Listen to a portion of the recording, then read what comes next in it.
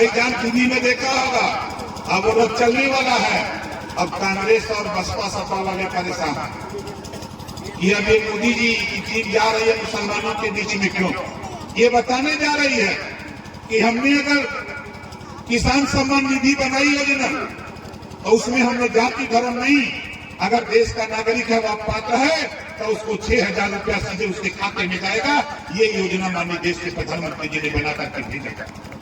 Ayushman card 5 lakh रुपए का बीमा, कोई गरीब बीमार होता, इलाज कराना हो, ऑपरेशन कराना हो, आयुष्मान कार्ड बना। कोई जाति धर्म नहीं कि हिंदू को देना मुसलमान को मत देना, ऐसा कोई पाबंदी नहीं। जो भी कोई किसी जाति धर्म का हो सबके लिए आयुष्मान कार्ड। राशन अगर गांव में वितरित हो रहा है तो जाति धर्म चीन करके नहीं, अगर गरीब है चाहे वो किसी जाति धर्म का हो तो सबको मिल रहा है। और सपा बसपा कांग्रेस को परेशानी इसी बात की है कि उनके बीचों की परेशानी है।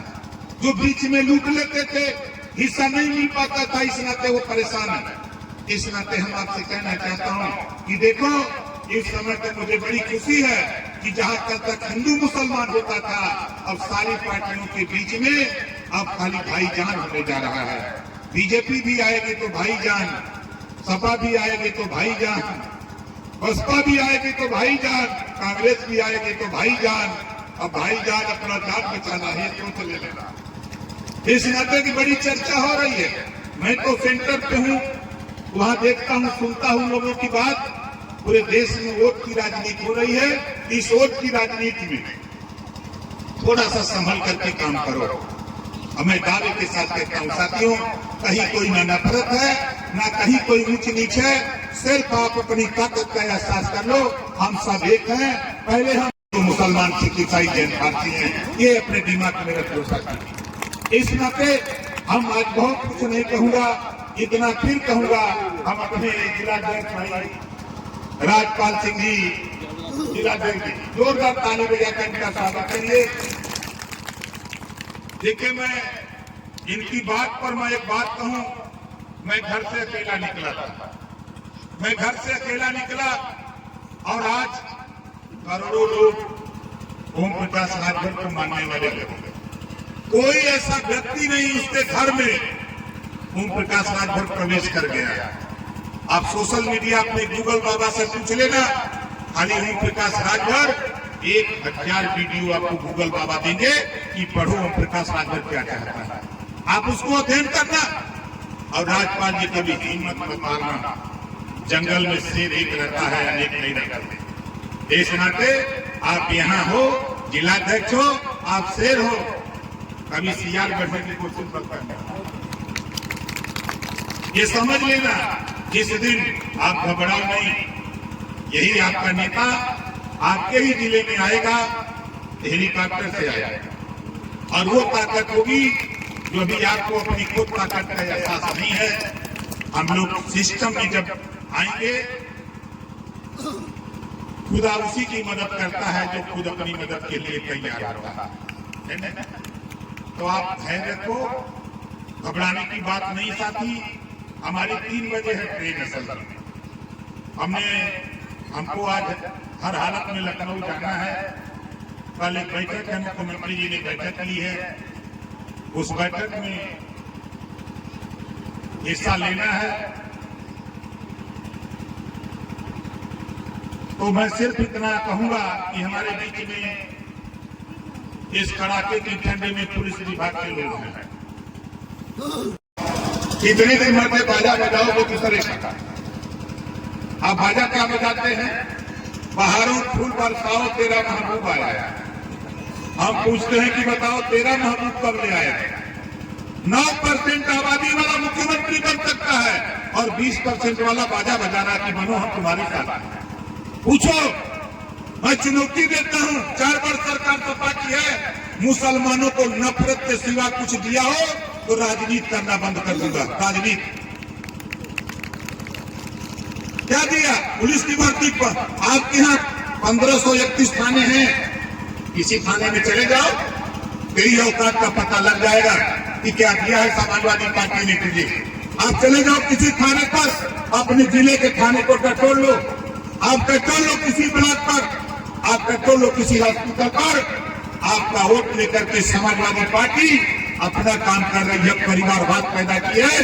डिम्पल बनेगी सांसद, धर्मेंद्र बनेंगे सांसद, अक्षय बनेंगे सांसद, शिवपाल जी बनेंगे सांसद, अखिलेश जी बनेंगे सांसद, और तुम झुनझुना बजाओ, तुम खाली झुनझुना बजाओ। कभी तेरा जो भी नेता हो, चाहे वो सांसद हो चाहे विधायक हो, किसी की औकात नहीं कि अखिलेश जी के सामने कह दे कि हम वोट देते हैं, हमको भी मुख्यमंत्री बनाने की औकात तेरी है क्या? एक सवाल कर दो, उसी दिन तेरे सांसद विधायक को पार्टी से ना निकाल दे तो कहना कि प्रकाश राजभर क्या कहता है, उसी दिन निकाल देगा। इस नाते भाई देखो, हमारी लड़ाई हम तो बहुत साथ साथ ये देश में हमारे है ही, हमारे के हिस्सा मिले के चाहिए। हमारे बात बच्चा टकरा देने के समझ में आवत जितने जगह समझ में आओ, ये लड़ाई सही है कि गलत है? सही हो भाई। हमरे छोटे लाल कश्यप जी और राजपाल हमारी पार्टी का अपना एक इशू है, हम आपको नहीं समझा सकते, लेकिन इतना जरूर कहूंगा कि घबराओ नहीं। हम भी धीरे धीरे जो समस्या आपकी है, चाहे प्रदेश के सीएम हो चाहे देश के पीएम, हम आपकी समस्या दोनों लोगों के यहाँ पहुंचाने का प्रयास करता हूं। अभी मैं गया था 4 तारीख को दिल्ली गृह मंत्री जी के यहाँ इसी समस्या को लेके कि आज भी बड़े पैमाने पर गरीबों के पास रहने के लिए छत नहीं है, उनके लिए रास्ता नहीं है, उनके लिए नाली या पुल या खरंजा की जरूरत है।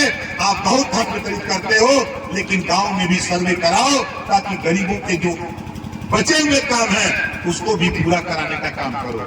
गृह मंत्री जी से अभी 29 तारीख को गया था जेपी नड्डा जी की, उनसे भी यही बात कहा और जा रहा हूं आज मुख्यमंत्री से कल मिलूंगा, उनसे भी कहूंगा और चिट्ठी बताता हूं। जो चिट्ठी आपने दिया है इसी पे मैं उनसे सवाल करता हूं, कहता हूं कि ये है मुरादाबाद की समस्या। जैसे चावल बनाते समय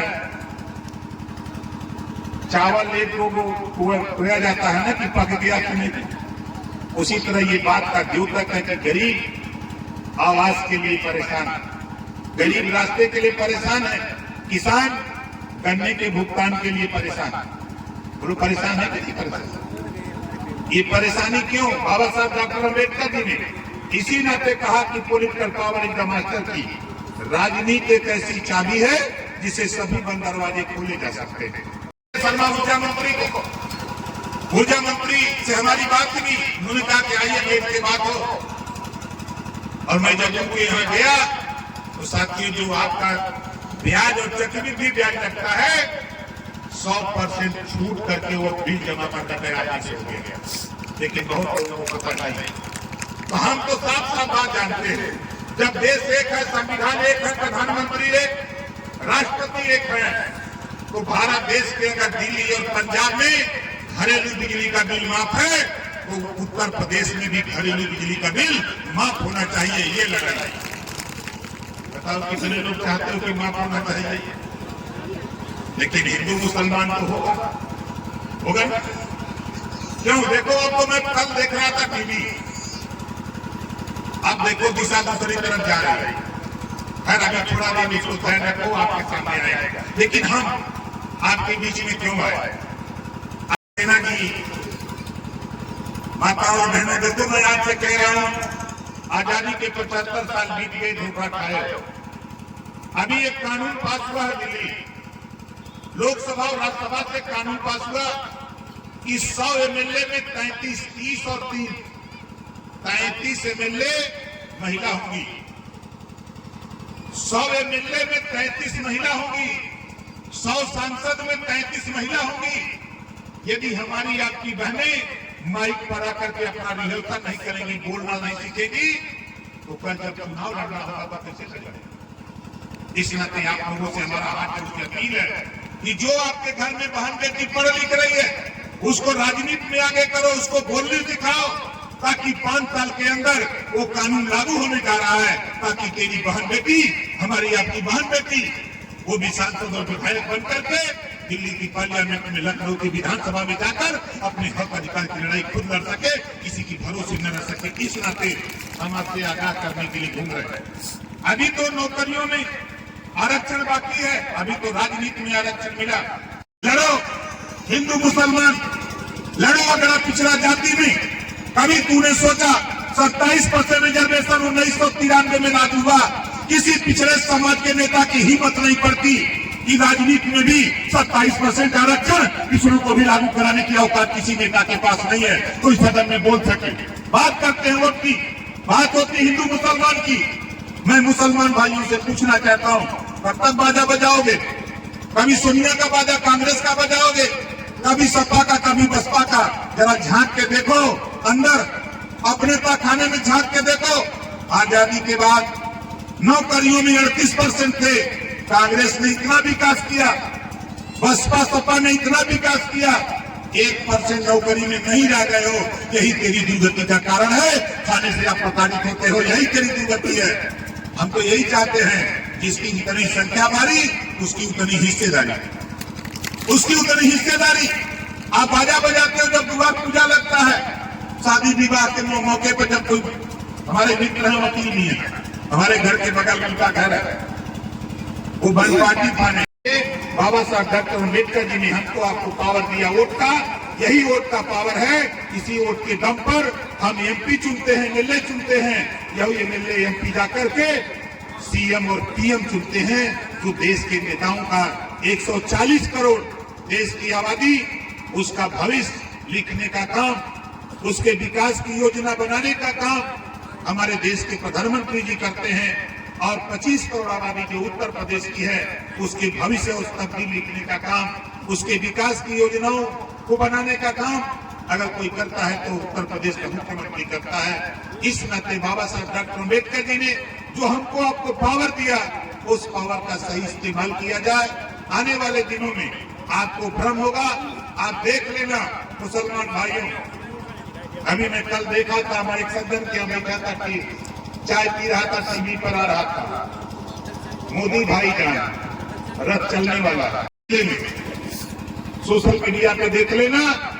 कल 25,000 की भीड़ गोरखपुर में जुटी थी ओम प्रकाश राजभर पर सुनने के लिए। कल की बात है, हम ऐसे नहीं घूम रहे। हम यही राज्यपाल जी को समझा रहे थे कि थोड़ा धैर्य रखिए, इसी मुरादाबाद में हम कार्यक्रम करके दिखाएंगे और वो ताकत दिखेगी कि पूरा मुरादाबाद की राजनीति में भूचाल पैदा करके ओम प्रकाश राजभर दिखाया है। घबराओ नहीं, हमको अभी अलग जगा रहा है, ऐसे छोटे छोटे कार्यक्रम करके हम लोगों को जगा रहा है। हम आपको समझा रहे हैं। हमारी एक बहन ने एक पत्र दिया, उसका छत गिर गया, उसका छत गिर गया, परेशान है, लेकिन अब क्या करें? आप छत की लड़ाई को लड़ते नहीं हो, आप अपने हक की लड़ाई को लड़ते नहीं हो, आप अपने हिस्से की बात को करते नहीं। क्यों रखा गया, इस कार्यक्रम की क्या जरूरत थी, तो मैं आप लोगों को बता दूं। साथियों, आजादी से लेकर आज तक हमारे समाज की आवाज को किसी भी नेता ने, चाहे वो कोई भी हो, सभी पार्टियों को हम वोट देते आए, लेकिन हमारी आवाज को आज तक किसी ने नहीं उठाया। और खुशी की बात यह है कि विधानसभा के अंदर हमारे बंजारा समाज की आवाज को उठाने वाला अगर कोई पहला व्यक्ति है तो वो माननीय ओम प्रकाश। किसी नेता, किसी दल की हिम्मत नहीं पड़ी। पहली बार अगर सदन के अंदर, विधानसभा के अंदर अगर पुलिस विभाग पर किसी नेता ने बोला तो ओम प्रकाश राजभर ने बोला था। क्यों बोला था? क्योंकि दर्द मुझे पता है धरातल का। मैं बराबर कहता था कि माननीय मुख्यमंत्री जी बैठे थे, मैंने कहा मान्यवर आप 200 रुपया साइकिल अनाउंस देते हो, आपके पूरे उत्तर प्रदेश में किसी थाने में साइकिल नहीं, तो उन्होंने 100 रुपया बढ़ाया। फिर मैं उनसे मिला, हमने कहा 100 रुपया में 3,000 रुपया महीना मोटरसाइकिल अनाउंस देने का काम शुरू करो, तो 500 किया। अब घबराओ नहीं, इसको 3,000 रुपया करा करके ही ओम प्रकाश राजभर बनेगा। 3,000 रुपया महीना मोटरसाइकिल अलाउंस कराऊंगा। ये ड्यूटी करते हैं 22 घंटा, 20 घंटा, 18 घंटा, 16 घंटा, तनख्वाह पाते हैं 8 घंटा। जब सदन के अंदर इनके तनख्वाह बढ़ाने की बात आती है तो किसी विधायक की हिम्मत नहीं पड़ती है। अगर हिम्मत पड़ती है मुख्यमंत्री के सामने बात करने की तो ओम प्रकाश राजभर की पड़ती है, किसी की हिम्मत नहीं पड़ती। चाहे इनके वर्दी भत्ता का मामला हो, चाहे भोजन भत्ता का मामला हो, चाहे महंगाई भत्ता का मामला हो, उनके सारे मुद्दों को जब मैं मुख्यमंत्री के सामने रखता हूं तो मुख्यमंत्री जी कहते हैं कि 403 विधायकों में अकेले आप जानते हो, और लोगों को पता नहीं है। हमके आप भी तो एमएलए हो, आप भी तो जानकारी है।